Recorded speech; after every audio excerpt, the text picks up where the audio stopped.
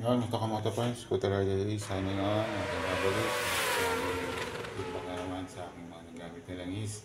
Ngayon naman, isang Total Hyper 40 300 SAE 40 API SF. And disclaimer, I'm not an expert, and reminder, do it at your own risk. And short feedback lang dito and review sa mga nagamit ng langis. At ito is nasa almost 300 or less 300 sa Lazada. Usually sa Lazada ako nakuha. Medyo meron tayong ano dun, last pay later. 1 liter siya, kaya 800 ml lang ginamit natin. And hindi ko lang alam kung just or MA siya. Wala siyang nakalagay, hindi API SF lang siya. And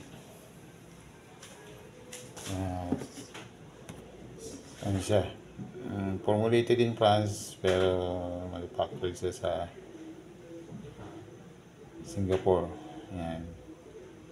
At panoorin nyo yung mga previous vlog ko, yun, sa change engine oil nito and drain use oil nito. May mga video tayo para hindi masyado matagal itong feedback. At yan, pasensya natin ngayon lang tayo pag-feedback. And please support my channel. And siguro lagay ko na rin yung aking tapalan ko na rin yung mukha ko, lagay ko na rin din yung aking PayPal and GCash number kung gusto mag support or mag pledge ng donation, maluwag at bukas kamay kung tatanggapin. And ito, nakuha nating drain use oil dito is 450 ml kung di ako nagkakamali. Monograde siya at usually based on my experience is siguro mga 2,000 km lang. At yung presyo naman niya hindi naman ganun kamahalan at hindi naman ganun sa kababaan, yan, kamurahan, yan.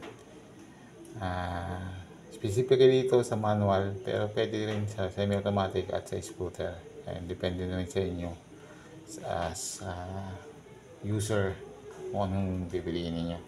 Yan is ito yung nasubukan ko na at wala naman naging problema din sa aking Honda Dio 110 2021. Yan. At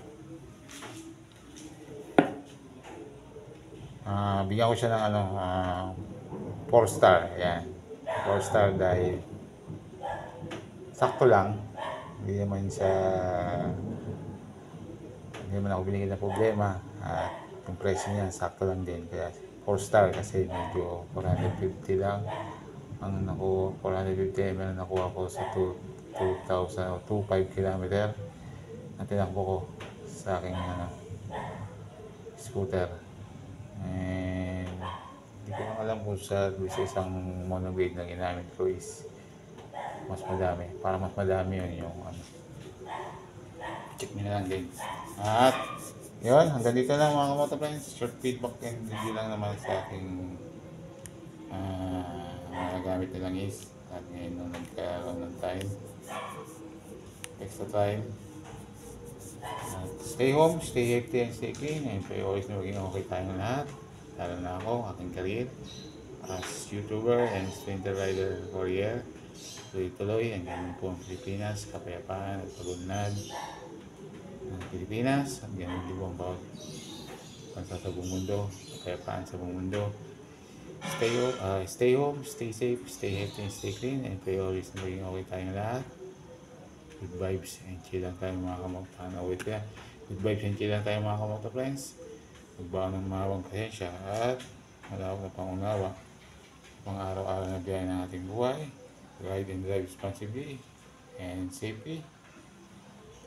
This Scooter Rider here signing off.